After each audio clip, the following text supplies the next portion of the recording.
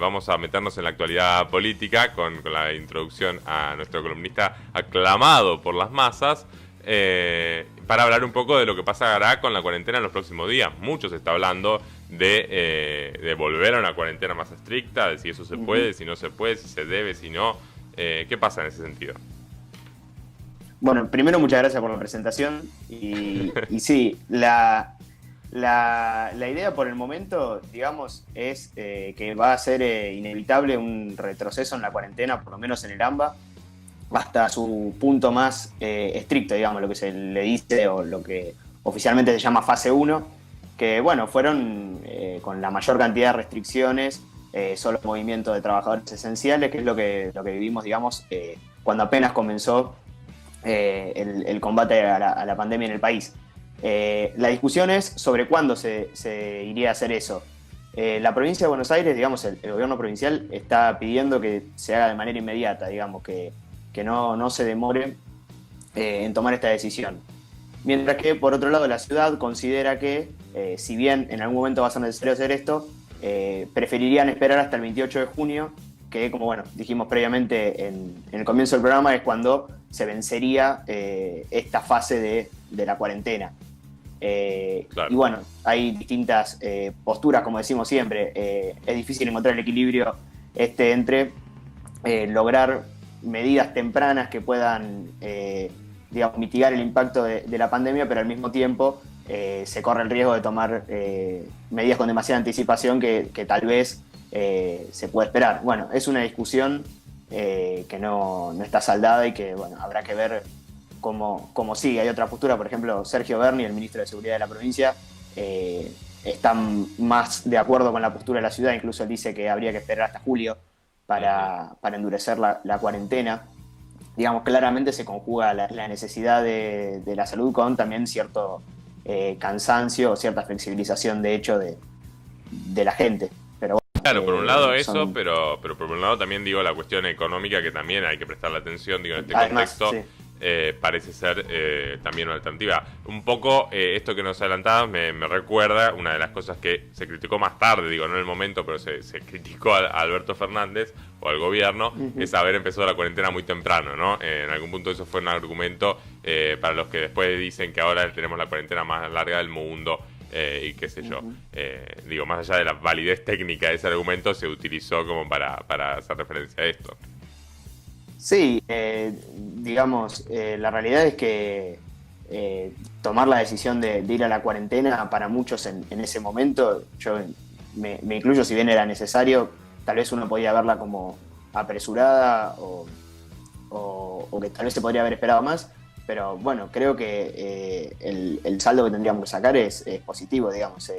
Han pasado varios meses, digamos, desde que el virus llegó al país y no, aún recién ahora se está, digamos, produciendo un aumento de casos y bueno, la verdad es que Santi seguramente después lo va a comentar cuando haga su columna.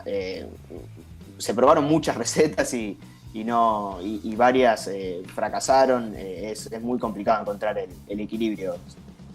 Totalmente, totalmente. Bueno, es interesante pensar esas cuestiones, ¿no? Porque, digo, es una realidad, probablemente haya algún cambio en el próximo tiempo, o no lo sabemos todavía, no sabemos qué decisión se tomará, pero claro, es como un punto jugar a ver quién pega la respuesta, ¿no? Porque nadie sabe exactamente Claro. cuál es la mejor solución.